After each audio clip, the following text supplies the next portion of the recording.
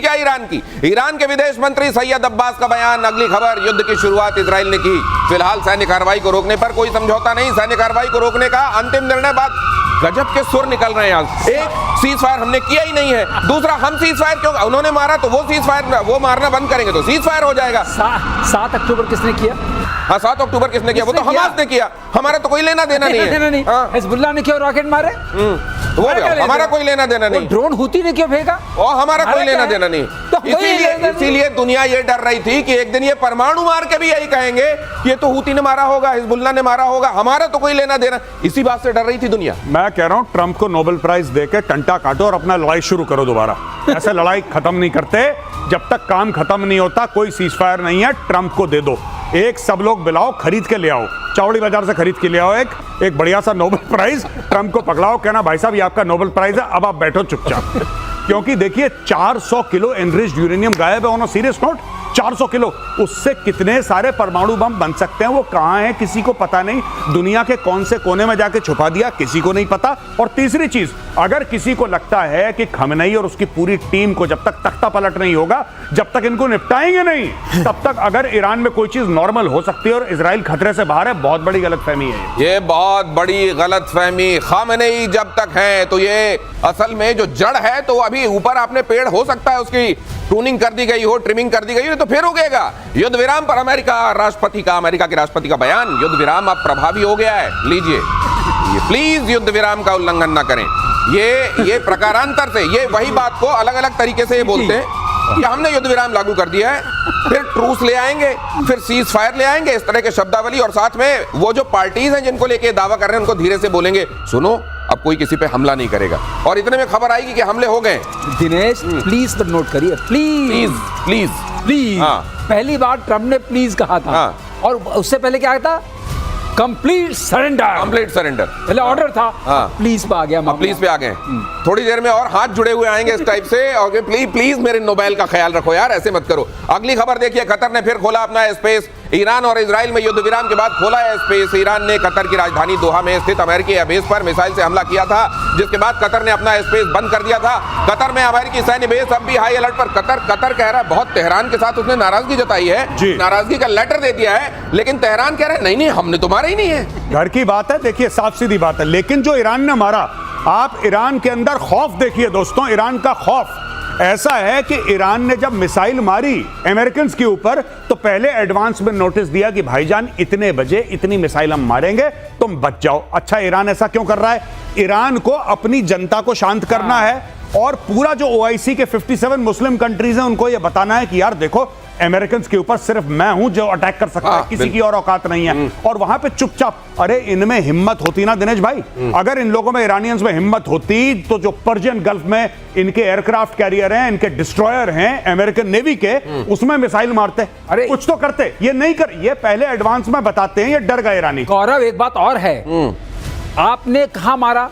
आपने कतर में मारा, 1000 दूर है, 1000 किलोमीटर दूर। क्यों नहीं मारा बहरीन में? 5th फ्लीट तो खड़ी है ना, मारो, हिम्मत है तो।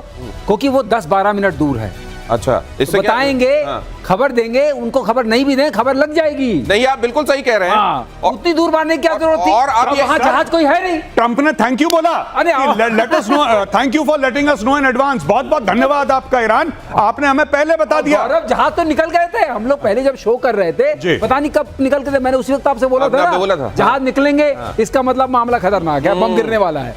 तो जहाज तो निकल गए ना, जहाज न कुछ। आप अब वहां कुछ है नहीं, लेकिन फोड़ फाड़ के उधर पे संदेश दे दिया गया कि देखो अमेरिका की कॉलर भी हम पकड़ के आ गए। लेकिन पूछा गया तुमने किया है क्या? नहीं, हमने नहीं किया है। ये खेल जो चल रहा है। अगली खबर देखिए, कतर में अमेरिकी सैन्य बेस पर अटैक से जुड़ी ये खबर।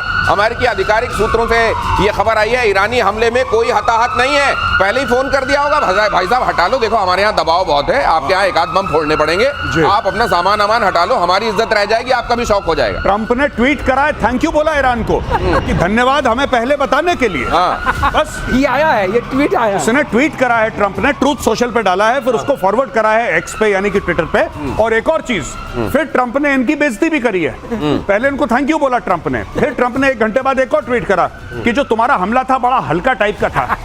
कुछ अच्छा नहीं लगा, बड़ा ऐसा बड़ा कमजोर टाइप का मरा हुआ सा तुमने हमला करा हमारे ऊपर। आगे से मत करना। मैं वहाँ थार्ड लेके बैठा हूँ, पैट्रियट लेके बैठा हूँ, हमला ऐसा करोगी। कह रहे तुमने 12-14 मिसाइल मारी, 13 को तो हमने गिरा दिया और एक तो गलत डायरेक्शन में जा रही थी, उसको हमने नहीं 14 का बड़ा महत्व है। उन्होंने कहा हमने भी उतने मारे जितने अमेरिका ने मारे। अच्छा। उसने 14 बॉम्ब मारे, 14 बॉम्ब हमने 14 मिसाइल मारी। अरे भाई साहब बड़ा कनेक्शन। अच्छा, हिसाब बराबर। और इसीलिए अब महबूबा मुफ्ती जैसे लोग आकर कह रहे हैं कि ईरान ने पूरे मुस्लिम वर्ल्ड का रहनुमा बन के दिखा दिया है, लीडर बनकर दिखा दिया है और उसने पश्चिमी देशों को घुटने पर ला दिया है। बस बिल्कुल, एक महबूबा मुफ्ती भारत को और पूरे एशिया को घुटने पे ले आई है और एक ये घुटने पे ला रहा है खमेनी। घुटने के अलावा तो बात समझ में नहीं आ रही कि आलम इस्लाम में पूरी मुस्लिम कंट्रीज में इतने अच्छे लीडर हैं, जैसे for example crown prince Mohammed bin Salman, जो अपने मुल्क को बेहतरी की ओर ले जा रहे हैं। उनका एग्जांपल नहीं दे रहे। जो यूएई के लोग हैं, जो अपने लोगों के लिए बेहतरी कर रहे हैं, उनका उदाहरण नहीं दे रही महबूबा मुफ्ती जी। उदाहरण दे रही है किसका? खमेनी का। ये आदमी जो कि हिजबुल्लाह और हमास पाल के बैठा हुआ है, उसका उदाहरण दे रही है। ये तो हाल है इनके। ये है, देखिए यही कहते हैं ना, घुटने की बातें हो रही हैं। कम से कम अकल वहां रखकर बात नहीं करनी चाहिए। और ईरानी खतरे को देखते हुए पेंटागन चौकन्ना हो गया है। ईरान के हमले को पूरी तरह नाकाम कर दिया गया है। एटमी साइट्स पर हमले के बाद से ही चौकन्ना है। संभावित हमले के लिए मिसाइल लॉन्चर तैनात है। कहते हैं जब पेंटागन आसपास पिज्जा के ऑर्डर बढ़ जाएं जी, तो बड़ा काम हो रहा होता है वहां जी।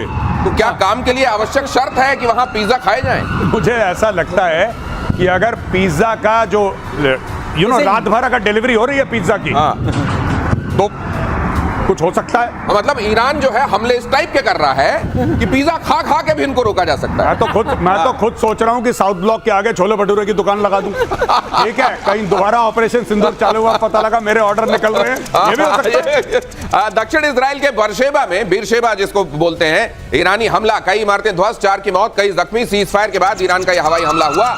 ईरान बोला आखिरी हमला हमने किया है। 10 से 15 बैलिस्टिक मिसाइलें दागी गईं। ये इनकी कौन सी बात ये माने, इनकी कौन सी बात से इनकार कर दे, कोई नहीं जानता। और इस तरह की सिचुएशन ही किसी को ये सोचने के लिए मजबूर करती है कि अगर इनके हाथ में, बंदर के हाथ में उस तरह फिर भी सेफ होता है, इनके हाथ में अगर न्यूक्लियर आ गया तो क्या होगा। अगली खबर देखिए, ईरान के शॉर्ट रेंज हथियार अमेरिका के लिए बड़ा खतरा। ईरान की रेंज में 2 दर्जन अमेरिकी मिलिट्री बेस, SRBM मिसाइलें, फजर 5 रॉकेट सिस्टम, घातक कामिकाजी ड्रोन के जरिए भी हमला संभव। लेकिन क्या ये पहले फोन करके इन तमाम जगहों पर बता देगा ईरान फिर से कि देखिए मेरे पास ये है, मैं कुछ जगहों पर भेजूंगा? देखिए भाई साहब, एक मैं बात आपको क्लियर बता दूं, ईरान की स्ट्रेटजी, जब भी ईरान के खमेनी को ये भी बोलना पड़ता है कि दुश्मन बहुत बुरा है और हम दुश्मन के दांत तोड़ देंगे, वो कभी यूएस का नाम नहीं लेते। ज़ायोनिस्ट रेजिम का नाम लेगा, वो नाम लेगा भाई साहब इजराइल का, किसी तरीके से यहूदियों का नाम लेगा। यूएस का नाम उसने लिया ही नहीं लिया। जबकि असली में मार यूएस ने मारी है।